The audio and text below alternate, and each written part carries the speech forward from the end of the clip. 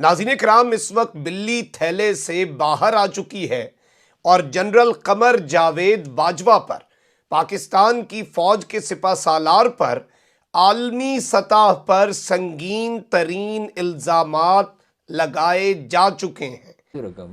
रूस और यूक्रेन का मामला है, हमारा अगले साल गंदम का क्या होगा? हमें तो अपने खाने के लाले हैं। एक और बड़ी बुरी खबर है, इस्तीफे का शोर है और पाकिस्तान के खिलाफ आलमी मंसूबे के अब शवाहिद मिलना शुरू हो चुके हैं। ये डिस्कशन चलती रही। फॉर एग्जांपल, जैसे बलूचिस्तान का इशू है, मिसिंग पर्सनस का इशू है, पाकिस्तान की जमहूरियत के अंदर मुदाखलत का इशू है, तो ये बड़ा पाकिस्तान और पाकिस्तान की फौज के लिए आगे चलकर खतरनाक मामला होगा। वो भारत में तो एक हिंदुत्व का ये जब नफरत का सिलसिला शुरू होता है ना, ये 20-25 साल जारी रहता है।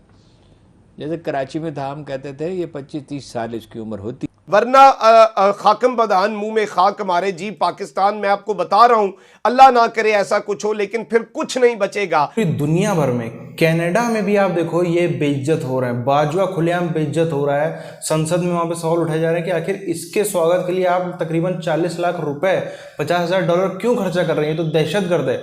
इसने ना जाने कितने बलोचों को मारा है, उनको बाकायदा काट कूट के ऑर्गन्स बेच डाले, सब कुछ उसने किया। ये दहशतगर्द आदमी, इसके लिए इतना खर्चा पहले तो नहीं होना चाहिए। दूसरी तरफ आप देखो, कनाडा जो है वो एक बेस बनता है। कनाडा का मतलब, कनाडा खाली कहने को अलग देश है, लेकिन एक तरीके से वहाँ पे जो गवर्नमेंट है वो फेवरेबल है, यूएस के फेवर हमेशा वहाँ भी गवर्नमेंट रहती है। तो यूएस अगर किसी तरफ में सोचता है तो वही एक्शन जो है वो कनाडा की तरफ से हमको नजर आते हैं। ये पूरी दुनिया में हमने कई बार देखा है। तो इसका मतलब ये है कि अमेरिका भी काफ़ी ज़्यादा सीरियस है बलूचिस्तान के इशू को लेकर के। आखिरी में इस पर विस्तार से चर्चा करेंगे। सबसे अहम तरीन डेवलपमेंट कनाडा में हुई है और वहां पर पाकिस्तान की अफवाज के सिपह सालार, पाकिस्तान के army chief general Qamar Javed Bajwa के हवाले से उनकी पार्लियामेंट में जो बातें हुई हैं, जो इल्जामात लगाए गए हैं, जो हुकूमतें गिराने का मुर्तकिब करार दिया गया है, ये एक बहुत बड़ी अलार्मिंग और ख़तरनाक डेवलपमेंट है। और जाहिर बात है, कनाडा इस वक्त आलमी दुनिया में अगर देखा जाए तो बहुत ज़्यादा अहम मुल्क भी है। वहाँ पर बलूचिस्तान के जो बागी हैं वो भी बहुत ज़्यादा एक्टिव हैं। रॉ का अपना बहुत बड़ा नेटवर्क है वहाँ पर, क्योंकि सिखों का बहुत इन्फ्लुएंस है, खालिस्तान के हवाले से बहुत ज़्यादा इन्फ्लुएंस है। और बलूचिस्तान का जो इशू है वो ऑलरेडी कनाडा में काफ़ी है। वहाँ पर आपको पता है कि 1-2 मरतबा कुछ वाक़यात भी पेश आए थे। इस तरह से ये पार्लियामेंटेरियन कह रहा है कि $50,000 आप लगा रहे हैं दौरे पर।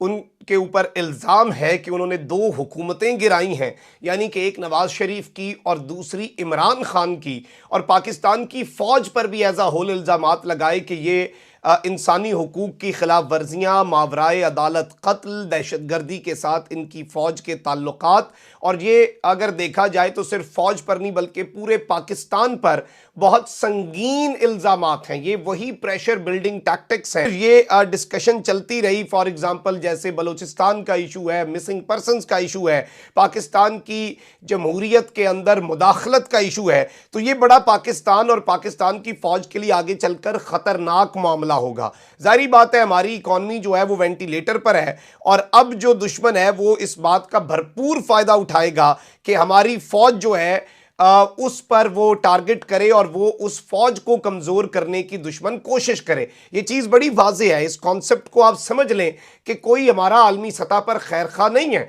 आलमी ताकतों के रिजीम चेंज ऑपरेशन पर ही आलमी ताकतों के अपने लोग जो हैं वो तनकीद करेंगे, वरना खाकम बदान मुंह में खाक मारे जी। पाकिस्तान में आपको बता रहा हूं, अल्लाह ना करे ऐसा कुछ हो, लेकिन फिर कुछ नहीं बचेगा कि पाक फौज को काबू कर लिया जाएगा तो ये 1 मिनट भी नहीं लगाएंगे इस वक्त हमारे इंपोर्टेड हुक्मरान के ये काया पलट दें। और ये कोई मामूली बात नहीं है। आप देखें कि जो इल्जाम इस वक्त ये लगा रहा है कैनेडियन, राना सनाउल्लाह मान रहा है कि हमको लाया गया, क्यों लाया गया वो भी बता रहा है। सिर्फ यूक्रेन का नहीं है, इंडिया में अग्निपथ शुरू हो गया। अग्निपथ इसकी मतलब आग का रास्ता, अग्नि आग, पथ असल में पंथ है, रास्ता। ठीक है, तरीका। अमन का कोई रास्ता नहीं, आती हूँ इसके ऊपर भी। नहीं, अमन मोदी के होते हुए अमन का रास्ता। चलो इस पे आ जाए। ये बात का कि फिलहाल तो वहाँ ये बुखार जारी रहेगा। वो धमकी भी दे रहे हैं कि जो लोग नहीं भर्ती होंगे फिर उनके साथ ये होगा और फलां होगा, ये होगा। लेकिन अभी देखना होगा, इसलिए कि 500 तो ट्रेनें रुक गई, घरों पे हमले हुए, अभी देखना होगा क्या होता है। नतीजा अक्स किया जा सकता है इंडिया जंग की तैयारी कर रहा है। और किस चीज़ की तैयारी कर रहा है? मैं वो एक अखबार के खातून रिपोर्टर से कहा कि ये जो उधेड़ उमर सिपाही हैं, इनकी अम्बात की शरह बहुत ज़्यादा है। सियाचिन और लद्दाख, उस पे ताइवान पे तला हुआ है। भारत जो है वो चोट खा खा के, जख्म खा खा के अब वो कर चुकाना चाहता, चुकाए तो कैसे चुकाए। बिहार में हंगामे हुए हैं, उत्तर प्रदेश में हुए हैं, तेलंगाना में हुए हैं, बीजेपी के दफ्तरों पे हमले, लीडरों के दफ्तरों पे, घरों पे हमले हुए हैं। तो ये यंग लोग चाहिए ना। अब जाहिर है कि वो उसमें तनख्वाह तो अच्छी रखी है, 30 से 40 हज़ार रुपये, जो पाकिस्तानी 60 से 80 हज़ार रुपये, ये हमारे भी सिपाही की तनख्वाह। लेकिन लोग जाने के लिए तैयार तो नहीं। वो अफगानिस्तान नहीं जाती, सिर्फ सेंट्रल एशिया भी जाती है। इसलिए कि जब यहां से 2200 रुपये खरीदेंगे, 2300 रुपये खरीदेंगे,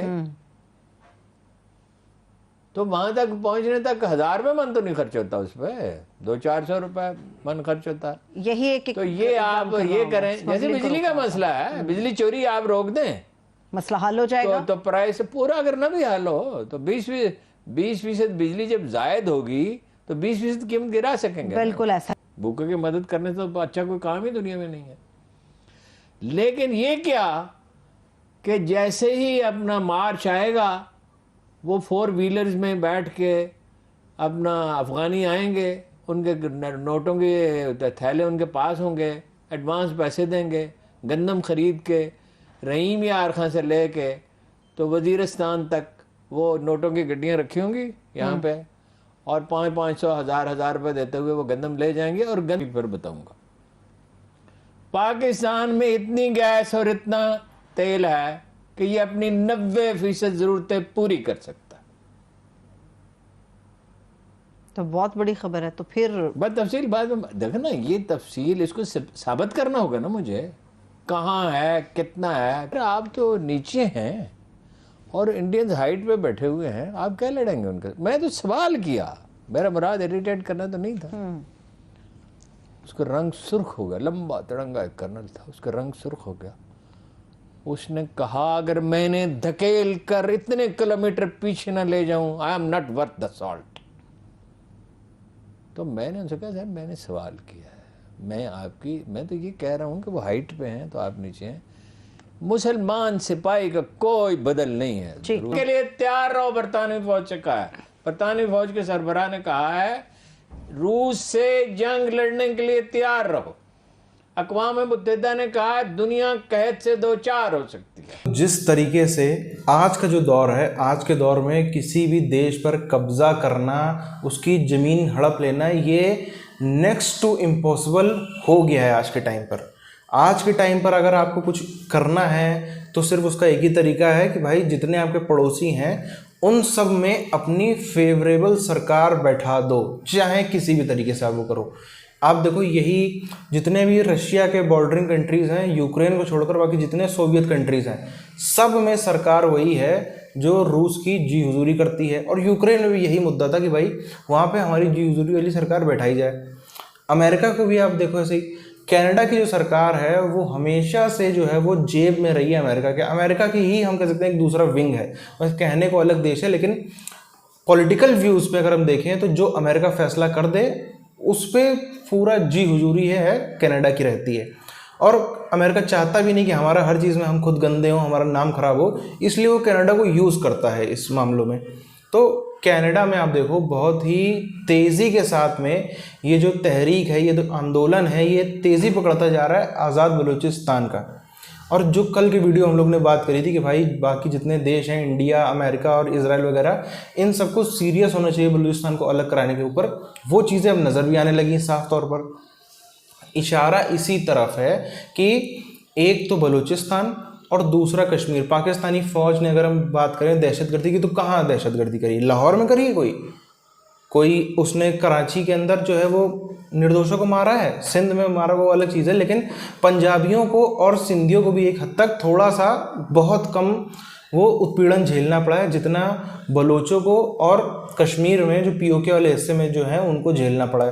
पहली चीज़ तो उसी को मुद्दा लेकर के अब पूरी दुनिया में ये बेइज्जत होते फिर रहे, पूरी दुनिया में बेइज्जत हो रहा है। अगर कनाडा ने बोल दिया इसका मतलब है कि ऑर्डर अमेरिका की तरफ से आए हैं, पहली चीज़ तो। दूसरी चीज़ अगर आप देखो, एक तो जो सिविल अनरेस्ट है कराची में, आप देखो कोई ऐसा हफ्ता नहीं बीतता है जहाँ पे बलोच लोग जो हैं वो प्रोटेस्ट ना कर रहे हों। पुलिस आए, उनके ऊपर जेल भी जाते हैं, सब होता रहता है, लेकिन फिर भी हर हफ्ते कोई ना कोई नई भीड़ आ जाती है प्रोटेस्ट करने के लिए।